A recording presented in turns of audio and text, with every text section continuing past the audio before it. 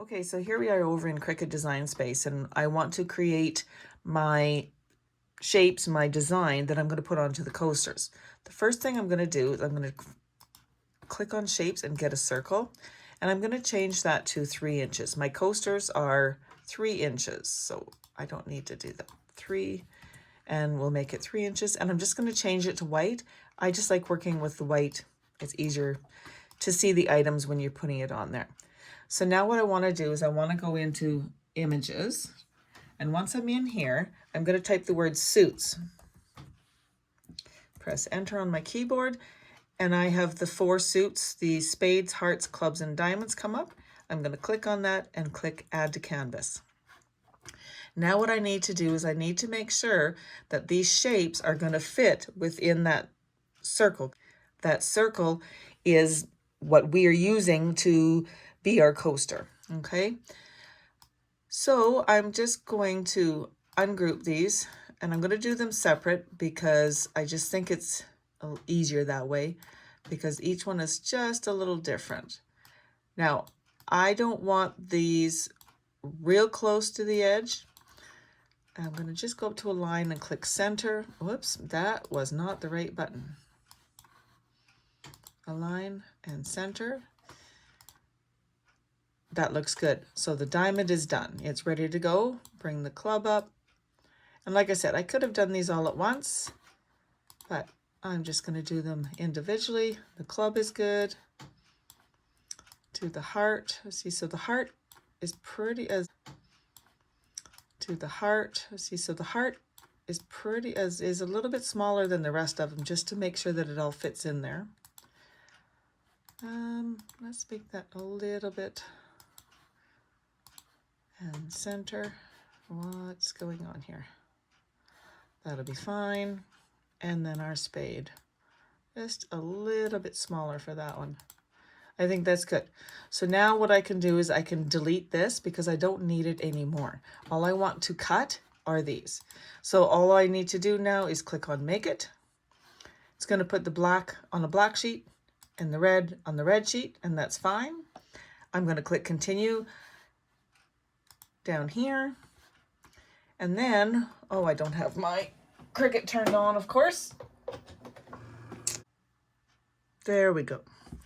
Okay, so now we need to set our base material. I have Infusible Ink transfer sheet selected as one of my favorites. If you don't, you just need to go to browse all materials and go up to the top and click Infusible, type in Infusible, press enter, and it'll bring this up, and then you can just click on it and click done, and it'll choose that for your base material. Now, it says here to make sure mirror is turned on, and then the material is inked side up. I didn't mirror mine because, I mean, heart, spades, diamonds, clubs, doesn't really matter. But if you have words that you're cutting out, make sure you mirror it. It's a good, you know what, it's a good habit just to get into, to mirror it. So you know what, let's mirror it. Like I said, these are really not going to make a difference at all, whether they're this way or this way. But I will do it. Now all I need to do is go to my Cricut and put my material in. So make sure that you put your ink side up and you're good to go. All right, so what we need to do is to go to Cricut.com to the heat guide, and that's this page here once you pull it up. And then here, from here, you're going to choose your product, so whatever it is you're going to use. I have a Easy Press, so I'm going to click on this one.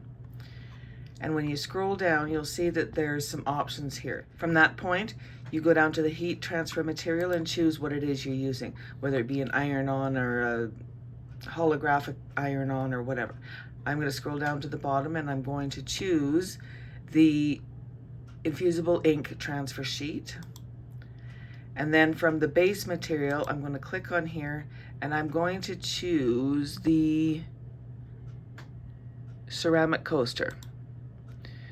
And I do have a pressing mat, and I'm going to click apply. Once I do that, then Cricut gives me the settings that I need to be able to press my item and have it work out to the absolute best that it can be worked out to. So I need to set my easy press to 360 degrees Fahrenheit for 300 seconds and no pressure. So what that means is you're going to layer it, and I'll show you this, but you'll layer your mat, paper, coaster, paper, and then your heat press. And you're just going to leave it there. Don't move it, don't touch it for 300 seconds.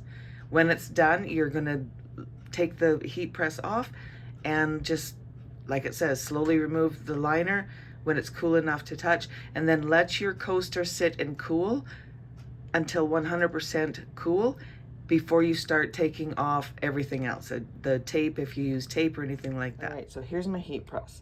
So I'm going to click on the temperature button, and it starts flashing, and now I'm going to move that up to 360. If you press and hold, it'll move up in increments. So once you get your temperature, you need to press that temperature button again. And now I can go down to the time, and here's where you press and hold, and it'll go all the way up. Sorry, you're getting a glare. There you go. All the way up to 300.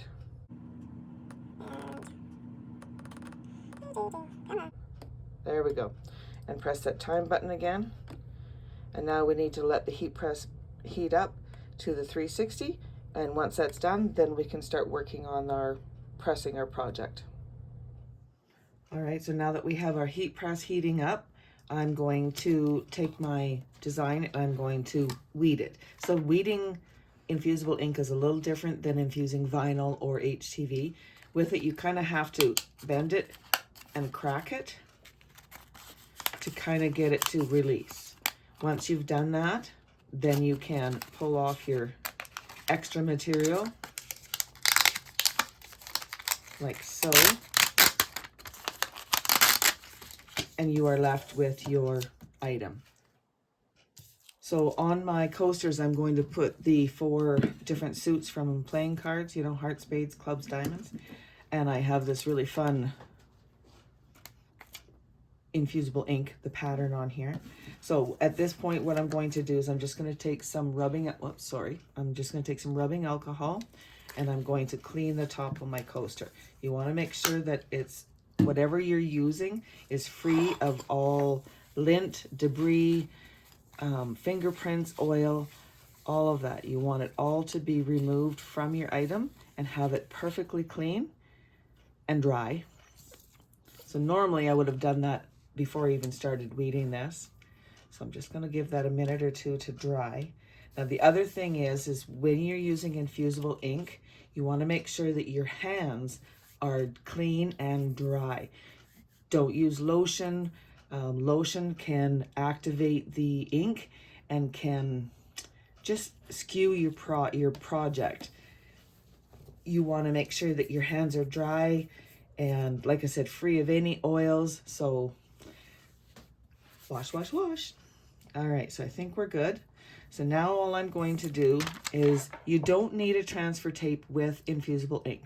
This here is what comes with it. So all I'm going to do is peel that off of there. And now I have my item.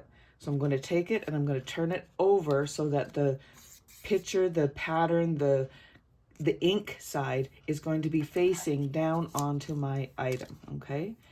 And then here's where you need to use some tape. Not any tape, you need to use sublimation tape. You need to use tape that is specifically designed to work with infusible ink and heat. Because like I said, we're gonna be applying 360-degree heat for 300 seconds. So you wanna make sure that the tape is heat resistant, okay? So here I have some tape. I'm going to center this the best I can, get it where I want it. I'm just going to hold it and I'm going to start taping.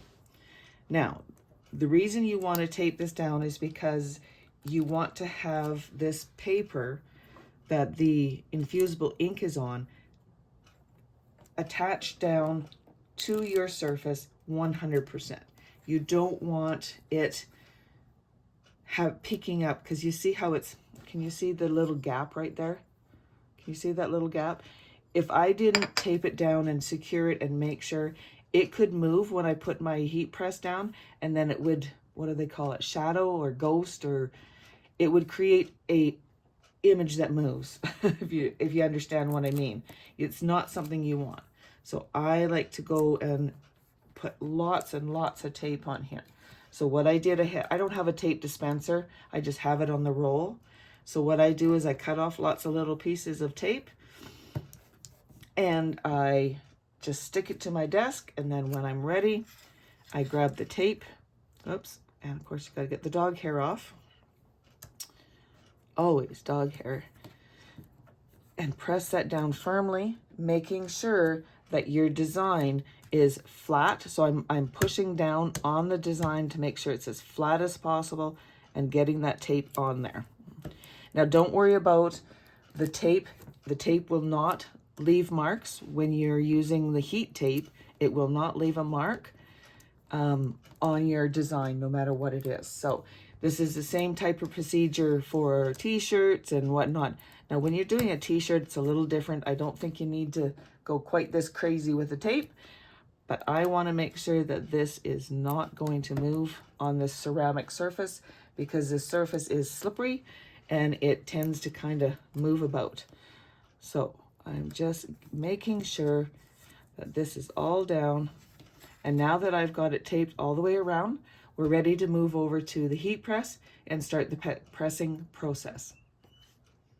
So here you can see that I've already done the other 3 designs. You know, I've got the diamond, the heart, and the, what is that, spade. And then here is the club. So what I'm going to do, oh, and that's my heat press reminding me that it's turned on and it wants to do something. So all I'm going to do is I'm going to set these in the 4 in the middle.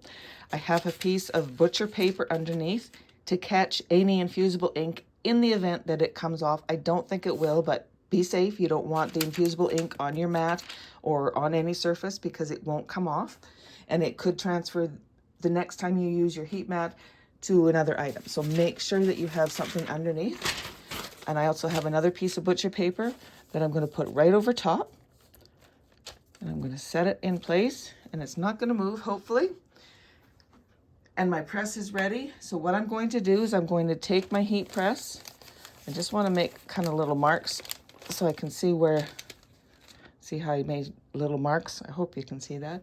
So that when I put my heat press down, I'm going to put it there, and I'm not going to move it.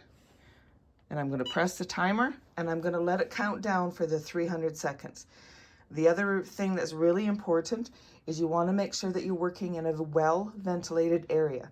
I'm in my craft room, my studio, and I have my window open, and the door is so that I have lots of fresh air moving about. Okay, so I'm not going to sit here and let you watch this the whole time. I will come back when the heat press is done. Okay, we are done. So I'm just going to lift my heat press straight up and off and put it on the base. And I'm going to take the sheet off, and I'm going to let this cool for probably about a minute, maybe 3 minutes, depending on how long I can wait. Okay, so what I've done is I've just moved the sheet with the 4 coasters off of the heat press and over onto my cooler surface here, and maybe that will try to help cool it down a little faster. It's still very hot. I can feel the heat radiating off this, so please be very careful. Extremely hot. Okay, so these are still warm, but not like hot. So what I'm going to do is I'm going to take my picking tool, and I'm just going to gently, carefully, yeah, see, I can hold that now. It's not hot enough that it's going to burn me. I can still feel it that it's warm, but it's not going to burn me. So I'm just going to gently lift this tape up, and I'm going to start pulling it off. You want to be very careful that you don't scratch your infusible ink. At this point in time, it's still vulnerable, if that's the right word that I'm looking for. It can still be damaged, okay? So let's get this pulled up and see what we have underneath. I think it applied, of course there's a dog hair. I think it applied very well, which is, I'm excited to see what this is gonna look like. So for my birthday, my daughter bought me these coasters and the Infusible Ink. And I'm just now getting to it. My birthday's in June. Isn't that terrible? But we're getting to it. And that's my plan for the month of January, is to use up all those small pieces of things that are laying around. The scraps, pieces of vinyl, of HTV. Oh my gosh, look at that. Oh my gosh, can you see that? That is very cool. Now this is just tape residue out here. I'm pretty sure that should come off. I hope. All right, and I wanted to show you the paper so you can see, just barely see, an outline of the different things. So most of the color has been put onto the coaster. Okay, so let's move that one out of the way and do the heart. Now with the package of Infusible Ink that my daughter gave me, it had 4 different colors in the package. I've used 2, so I've used kind of the darker one to represent the black, and then I used the red one to represent the red, right? So the hearts and the diamonds.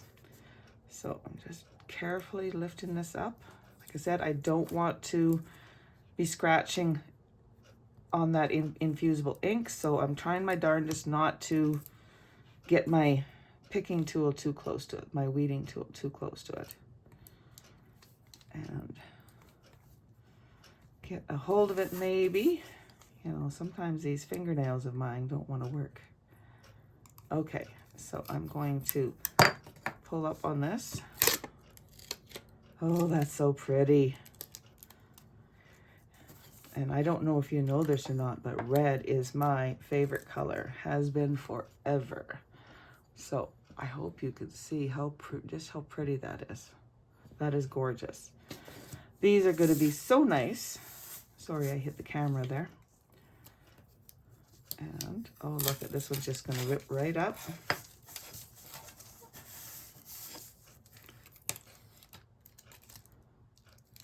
And again, I mean, there's not that much, there's hardly anything left on this paper.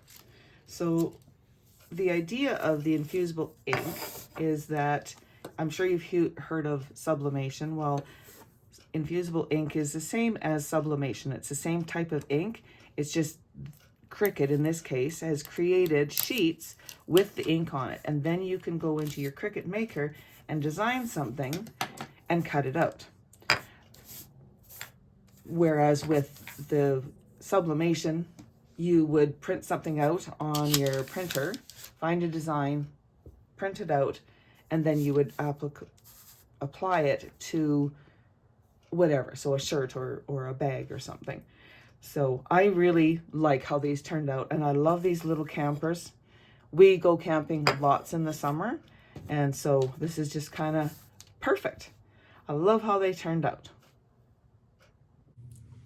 Well, thank you for joining me today.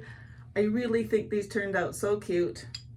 I don't think I could hold all 4 of them at the same time. Oh, maybe I can. Well, you can't see all 4 of them at the same time, but I really think they turned out great. So I really hope you guys enjoyed this video tutorial on how to make Infusible Ink coasters using your Cricut, Infusible Ink, and a Cricut heat press.